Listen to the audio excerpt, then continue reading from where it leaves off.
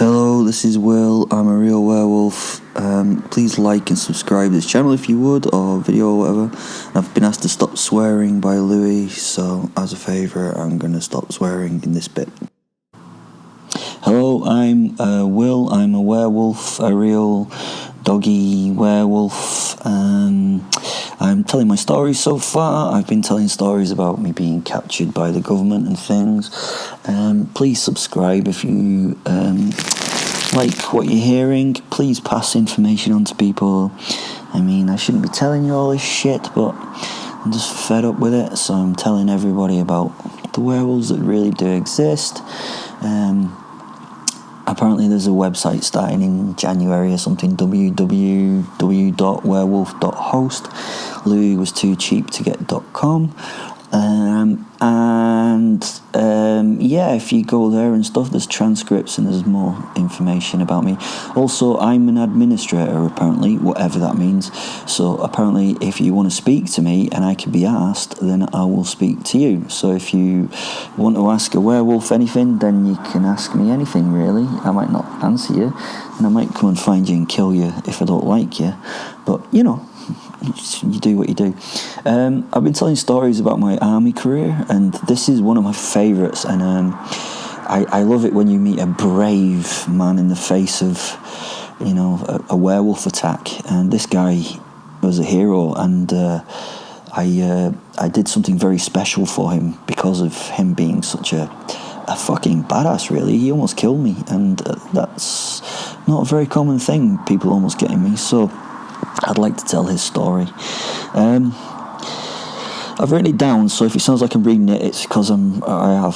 So I'm reading it out. So I dragged the officer through the forest by his left foot. His head and body was banging and bruising on branches and boulders as we bimbled between the fallen boughs. He had faced me down and showed no fear. No one does that crazy shit. So I wanted to treat him like the great warrior he was. I truly admired this man. He was strong and brave and all the things that a fighter should be. I was going to show him true respect. I took him into the clearing that was my home at this moment in time. I was here on a fucking shitty job as normal. Usually these jobs were easy and straightforward, but this particular guy had been a real pain in the ass. I had to tease him out of his hole like a blood-sucking tick. He had the guts and the ability to set a trap for me. Already fucking scary, huh? He'd done his due diligence and somehow knew that I was in the area and what I was going to do. When I saw the chief after this job, I would be complaining heaps. Obviously, we had some intelligence leak or a lack of intelligence in general. Army intelligence is an oxymoron. I'd been shepherded into a situation from which I was lucky to get out of alive. They had drawn me into an abandoned part of a town, and whoever had planned this shit had been clever. They knew that with my new training, if they'd laid mines or IEDs or traps or had soldiers waiting there, then I would have noticed them. My super spidey jingling senses would have noticed anything like that, and I would have changed plans. I did not feel suspicious about the situation I was walking into. I felt that I was going into an area that had been ripped apart, and that I would be in very little danger. Little did I know the wolf trap had been set. My job tonight was really to go in and clear out any stragglers left after the assault that killed the town's inhabitants. There could be no combatants left alive, and there also could be no witnesses of the atrocities undertaken. So it did not matter if they happened to be the general population or the rebels or women or children or any other thing that breathed. I had a scorched earth policy, a dead everything policy. You get me? Everything had to be dead. The attacking soldiers had killed mercilessly on their recent attack. They'd done an outstanding job of murder and killing in general. However, the standard thing to do in these cases was to send a unit back into the field after the initial onslaught. This is always after the initial cleansing. The job would be to then clear up those that had hidden or been missed for some reason during the first massacre. I would wander back into the village and find them as they were getting themselves together to make an escape, and then murder them, or I would use my wolfy faculties to track them down to their hiding places and then murder them. There were many benefits to using me. I would be on my own, dressed in a NATO peacekeeper's uniform, driving a nice blue Land Rover Defender. The people would rush out to the car and crowd around it. I would open the back to offer food and the water that was back there. They thought I was the rescuer, the first wave of the nice people. I would get them to gather all the survivors, to bring them to the vehicle, to get help and support. I waited for them, the young, the old, the everyone. Once I'd seen together a large enough group, and when I could not be asked waiting anymore, I would then take in my posit, and then we'd do a lot of fucking murdering. Being a werewolf's great. Sadly, when people saw me, they would think I was there to save and help them. It was funny how people rushed out to meet me, their hearts all full of joy at the sight of the man in the blue uniform, only to be shredded to pieces in the next moment. As I searched the town, actively finding and dispatching the remnants of the population, I did not realise how the damage that was done to the buildings around me had forced me in a specific direction. I really should have noticed, but as usual, I was slightly overconfident. What was that, Fen? Okay, very overconfident. The roadways had been so badly damaged that I had to abandon my vehicle. I wandered down a bomb and shell-damaged number of streets to go to the centre of the town or village or whatever it fucking was, I don't know. I'd also been told that there was nothing left on the site that could do me significant harm. Those intelligent intelligences are totally fucking liars. I think they were often dumped me in shit situations on purpose to see if I could get out of it in one piece. I had to finish the job quickly before the real peacekeepers did turn up. I had to be moving fast, so I'd always take the path of least resistance to get to where I needed to be. What I had not realised was that this would be exactly what the commander of the opposing forces had planned. In a short time and a few deaths, I had reached a small square that at one time must have been a delightful bijou example of the classic architecture of this particular region, and now looked... Well, it looked like a bomb site that had been heavily bombed by big fuck-off bombs, to be honest. I'd been brought to this site by the sense that there were still people hiding out in one of the not-so-damaged buildings, and it would be my job to make them not so much people and now so much corpses. I entered the square in my human form, a naked, shell-shocked man, and made my way towards the respective building. As I walked, the world became only dust and debris with bits of sharp metal flying everywhere. Large caliber munitions were being used to shell the square. I was thrown around like a rag doll being ripped and torn by hot iron and many explosions. I could feel only the pain and the movement as I was shredded by shrapnel, and my hearing was gone to the explosive blasts. I stumbled as a leg shattered and fell. I absorbed my posit, that's my werewolf soul, and sat through the next few moments in a dizzying whirlwind of brutalization in my werewolf form. It was like being in a washing machine with several house bricks. I imagined the wash cycle included exploding shrapnel which scythed through my flesh. I expected at any moment to see no more. My end was realised. Then my expectation actually was real. Then there was no more. I woke into a discombobulating hell. My brain was spinning and it took a while for it to settle down. The pressure waves and vibrations of explosions had gone and the dust was settling around me. Somehow, by a happy stroke of luck maybe, I'd fallen behind some semi-destroyed vehicles which had taken much of the abuse. All I could do was try to get my wits back, and I lay still as though dead, and after a while wished that I fucking was. Now prone and on my chest, I woke to a clanging world. My ears rang in the defiance of their treatment.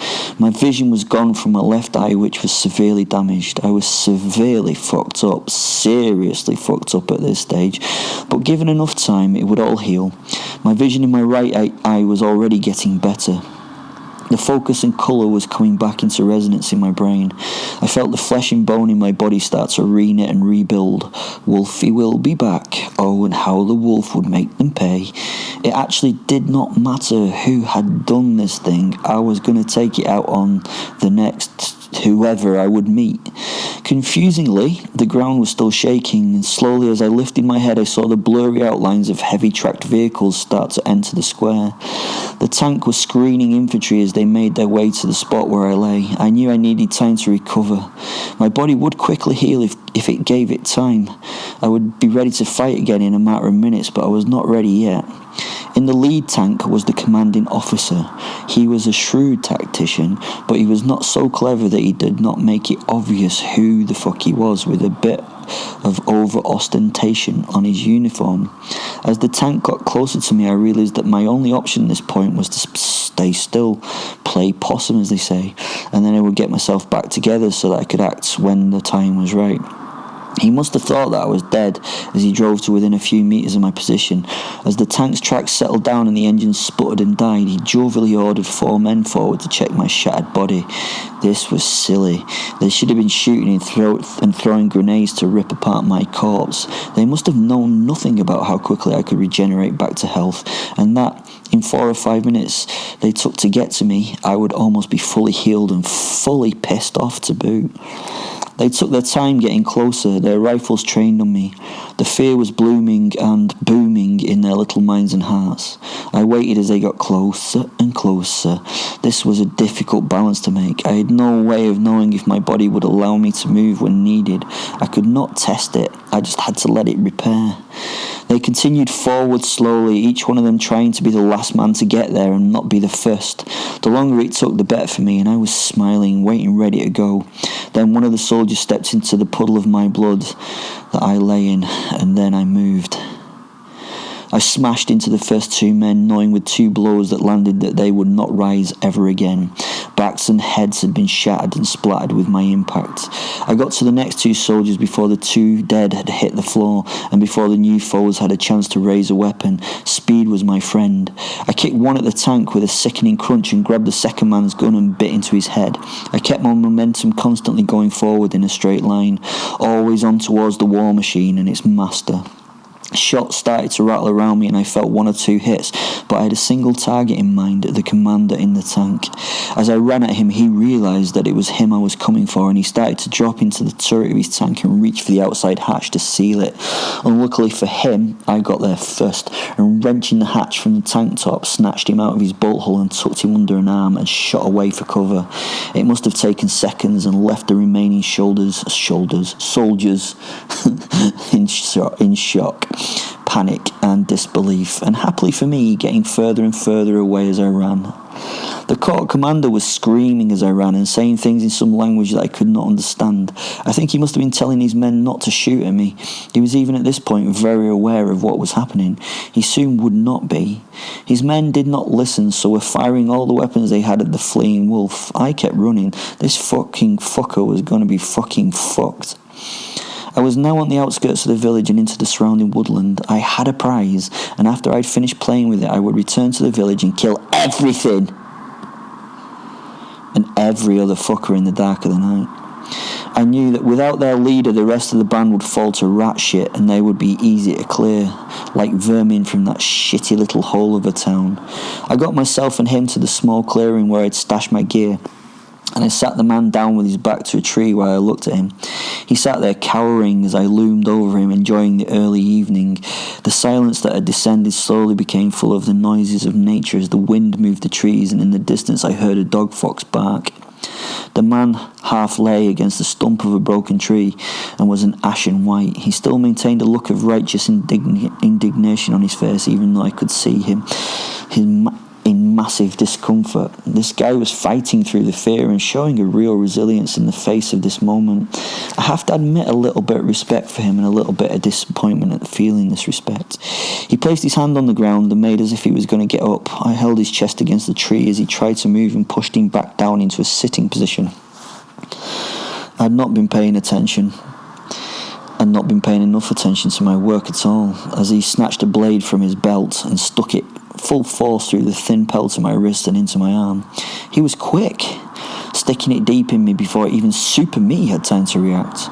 His eyes lit up with this little moment of bravado, and he yelled in triumph. Now laughing and speaking in broken English, he celebrated loudly, "Hey, I got you, I got you!" I stood up and stared at him, had not even flinched as he struggled to try and remove the knife from my flesh for his next attack. His hand slipped from the grip. I slowly turned my head towards him and with my free hand pulled his hand and returned it to the hilt of his knife. I motioned for him to grab it. He looked on in astonishment as I did this. His fingers encircled the handle of the blade. He must have thought he was going to get to do more damage.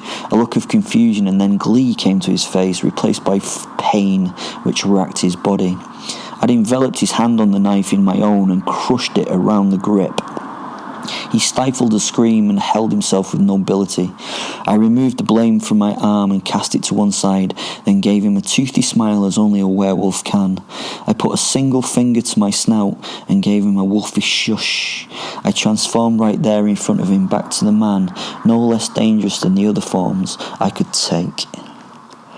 That was an excellent plan you had there back in town, I told him. You almost got me with that artillery. I am so impressed. The listening man smiled with pride. He took the compliment as though he deserved it. This was an egotistical, narcissistic psycho, just like myself. I liked him. He started speaking something Slavic and I shook my head, moving my grip up to his chin. English, please. I read the reports on you. They think that you are completely fluent. Maybe next time I kill you, he smiled and looked away from my eyes. I laughed in response. He was actually really cool. I'm afraid there's no next time. I am a professional and this is a job. You're an unexpected bonus on this operation. I was actually supposed to be killing you next Wednesday. He laughed and nodded. Ah, well, I tried. You really would be foolish to let me live. I nodded in agreement. This was like working with a proper pro. He understood his situation and seemed happy with it. We held the eyes of each other for a little too long. Respect was there, not fear. This man was a fucking warrior, and as a warrior, I wanted to make his ending worthy. I told him of the Vikings and how they committed the blood eagle on the bravest of the warriors that they captured as an offering to the gods. If a warrior went through the horrific process without crying out, then he would get a seat next to Odin himself in Valhalla. What a fucking crock of shit. But he went with it. He was silent and showing no fear. He was fucking awesome. He watched me now prepare. I put 4 stakes in the ground, 1 for each limb, and tied him down on his front spread-eagled, his back now to the canopy of the trees and to the stars that were just out and twinkly. When he was secure, I tore the clothing free from his upper body and squatted down to see what it was I had to work with. He was muscular and just turning to fat, probably not a lot of time to exercise on a war front. After a few moments of due consideration and cogitation, I went and got his blade. It was a fantastic quality, I tell you, and he'd spent a lot of time on its upkeep and maintenance. The thing was scalpel sharp. It looked so sharp that it felt alive. This would be a bonus for him. The sharper the blade, the less time and pain. Carefully, I used the tip of the knife to cut his skin on his back. The bloody slit formed the outline of an eagle. I did it quickly with a practiced eye. It would have been much more painful with a duller blade. He did not squirm or move, although he broke out into sweat that covered his skin very quickly. I used the tip of a blade like a pencil and a bit of his shirt to wipe the blood away as I cut. Not really a time for hygiene, but I needed to be able to see my outline as I worked. It was like the tattooists do, I suppose. The head of the bird was just at the nape of his neck. The body of the eagle ran down the spine. The wings spread across his broad back onto each one of his lats. I took my time and have to say he did a pretty good job until the talons above his butt, they were a little bit messy. But throughout this, he shook and shivered, but not once did a sound pass his lips. Not once did he pass out from the pain. He was fucking incredible. Once I'd drawn the eagle, I sat back and took a picture of it for posterity and to show the chief what I'd captured. Then I went back to him to continue. I started with the tip of the left wing and started to take the skin from the fascia of the muscles, skinning him very proficiently. Beautiful weather we've been having lately, sir, I said, amusing myself and my posit by camping up and pretending to be some kind of hairdresser. Fenrir, my posit, appreciated this a lot. Got any holiday plans this summer? I asked camply and paused as if waiting for a reply. Well, he may be able to fly there if this operation is a success, Fenrir added. He's got a dry sense of humour. The knife was beautiful, gently lifting the skin and revealing the exposed muscle below. Honestly, once I'd removed it all, I realised I'd seen only a few things more beautiful in my life. I stopped for a photo opportunity and a drink of water. I was so impressed with the guy that I even wasted some water on him, letting him take a sip from the bottle I held at his mouth. "How does that feel?" I asked him, wanting a genuine answer. I was not mucking around. I wasn't mocking him in any way. "Not good," he replied in a heavy accent. I nodded and pushed my shirt beneath his head so he could rest it a little more comfortably. I was nice like that. Only torture when you need to, but do it decently. I then sliced deep into his muscle of his back, removing the flesh in chunks so that it would create the silhouette of the bird down to the bones of his ribcage beneath. With each slice, the muscle was tense as I cut, but as I cut it, it relaxed and it was no longer linked to the body. Each time a chunk was removed, he had a little death. An orgasm in French is defined as a little death, so he had many that night. Several times he passed out, but he was not dead. Each time I would stop until I could sense he was back with me. Then, when done, I poured a good load of whiskey onto the wounds to make his blood vessels constrict. Still, he had made no sound. What a man. What self-control. Gosh, he was tough. He looked beautifully horrific, but he was the perfect man. Now came the hard bit. I would have to shear through his ribs and open them up to the evening air. If done correctly, it would look like the wings of an eagle opening. This was really tough to do. Living bone is really hard to get through. It's hard, but it's kind of like soft and rubbery at the same time. It's just weird. So you have to, without hacking at it, even with this blade that was so sharp, it would take a lot of effort. So I have to admit that the resulting eagle looked a bit untidy, but it was still there. The rib cage was open to the night sky like the somewhat ragged wings of a brutalised bird of prey. The crunches and the cracks of breaking bones when they were being cut were so thrilling. Again, I took a photo to send to the chief. I was really impressed. The man at this point was unconscious and not waking. I tried to rouse him from his state, but he was now oblivious. Even if he could no longer enjoy it, I would finish the job to give him the respect that he deserved. I pierced and cut out the pleural membrane that surrounded the lungs. The last part would have to be quick because the lungs were now not able to inflate or deflate. He would soon die from blood loss or suffocation or some shit like that. So finally, in a bit rushed, I scooped out the left and right lungs, laying them in opposition from the spine. It was beautiful. I mean, I wish I could have... In fact, can I put a picture up of it? Okay, I can't put a photo up apparently, but can we put it on the website? No, okay. So I wanted the guy to be alive to see the photo really of his own back, but he would have been so proud of what he'd done, but sadly he never woke up and within the next few moments he passed. I hope he got his seat next to Odin. He really fucking deserved it. After sitting down and appreciating this beautiful artwork for some time, I got myself together, wiping the tears from my eyes. I mean, it was beautiful, honestly. It was beautiful, and I did have a little bit of a cry. Then what I did was change back to my wolfy state, and I went back to the village and just murdered every fucker. It was great.